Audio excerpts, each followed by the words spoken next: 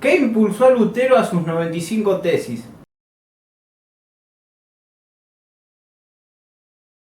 Hola, en este nuevo video queremos contarte lo que fue la Reforma Protestante. Quizás uno recuerda, ¿no?, de que el 31 de octubre de 1517 pasó esas 95 tesis en la puerta del castillo de Wittenberg. Pero ¿qué fue lo que incitó a Lutero a clavar esas tesis? Bueno, quiero irme siglos atrás.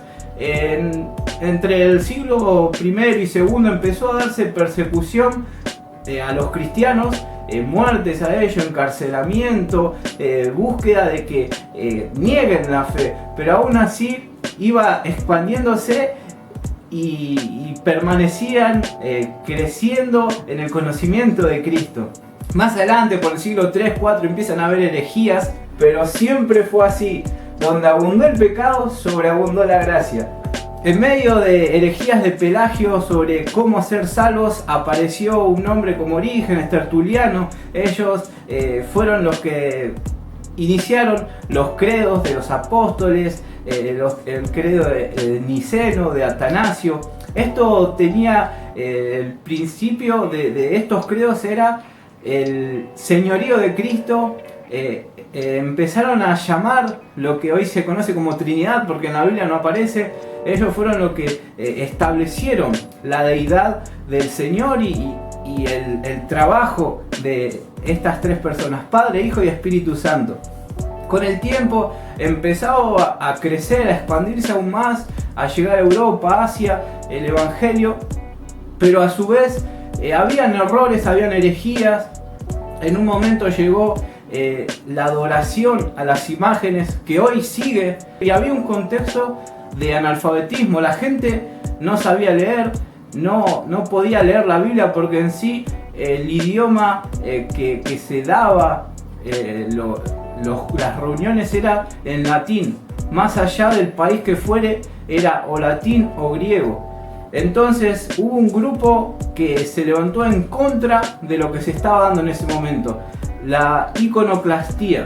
Ellos rechazaban la adoración a imágenes, porque había quien decía que esto era el libro de los laicos, la manera de que ellos puedan adorar sin tener que leer tanto, era viendo una imagen y recordando cosas.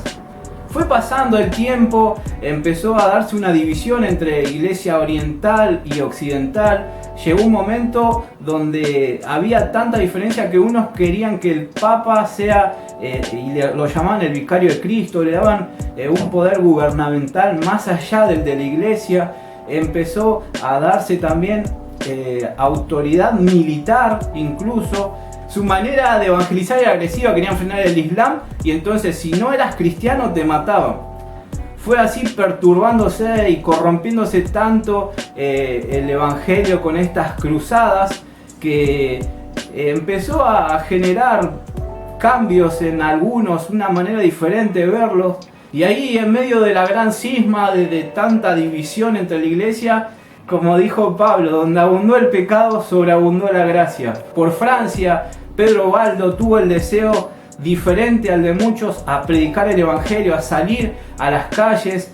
Y ya para fines del siglo XI e inicios del XII, él estuvo haciendo un movimiento que se llamó los valdenses, que fue una prédica expositiva de la palabra.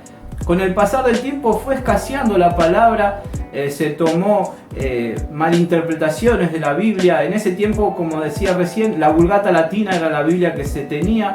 Habían errores en traducciones, por ejemplo, la palabra arrepentimiento no era metanoia, sino que era penitente, agité, que quería decir, en vez de cambio de mente, tenía que ver con hacer penitencia. Ahí comenzaron las indulgencias, ahí comenzaron a hacer cosas para obtener el perdón de Dios. Esto, tiempo más adelante, está Wycliffe, que él tiene el deseo de hacer escritos en contra de las indulgencias, de la inmoralidad del Papa, de los privilegios que tenían ellos. Como iglesia no estaban predicando el evangelio, sino que querían gobernar un país, y no era conforme a la escritura. Y así ellos podían tener el acceso a la Biblia sin tener que esperar de un sacerdote o estar dentro de la iglesia. A su vez, por Italia, por Florencia, estuvo Savonarola. Él también vio esa corrupción y esos privilegios que tenían sacerdotes, monjes, y él notó que al estar pecando, al cometer fallas, las personas del monasterio hacían cosas como para ganarse el perdón y compensar los errores que cometieron. Fueron estos hombres, junto con Jas también, personas que trataron lo que Pablo nos habla en Efesios. Comienza Efesios 2 diciendo que en otro tiempo nosotros estábamos muertos en delitos, en pecados, que fue la bondad, la misericordia de Dios que llegó por medio de Cristo y nos dio vida eterna, que la gracia de Dios, ese regalo de Dios, es la salvación de nuestros pecados, es darnos una vida nueva por medio de Él, de que la salvación es un don. Pablo decía de que no hay jactancia, de que no hay valor de uno mismo para decir de que uno era salvo por tal o cual cosa, sino que esto es un don de Dios y que fuimos creados por Dios para hacer buenas obras. En ese tiempo nada de esto ocurría. Llegó John Huss, que dijo una palabra de que 100 años más adelante se iba a levantar un gran cisne. Y así fue como Lutero, en medio de todo ese contexto, viendo la situación de Roma como estaba, viendo que había que subir la escalera santa de rodillas, rezando y se librarían almas del purgatorio, algo que no estaba en la Biblia, y que él empezó a tener ciertas confusiones. Al ver eso, se preguntó, ¿quién sabe si esto es verdad? Ahí fue que pudo revelarse Romanos 1:17 y entender de que la justificación de nuestros pecados es solo por fe, la fe en Cristo. En ese momento él decidió tener esas 95 tesis, que eran 95 pensamientos que escribió en latín para debatir con la gente de la iglesia, pero tuvo tanta repercusión porque, en fin, él no era el único que pensaba así, tuvo tanta repercusión de que llegaron varios debates y él dijo que no se iba a retractar, de que su conciencia estaba cautiva de la palabra y de que no era bueno ir en contra de su conciencia. El fin de todo esto fue poner la palabra en primer lugar, y te animamos a que veas y entiendas de que la reforma no fue hace unos 500 años, sino que hoy sigue.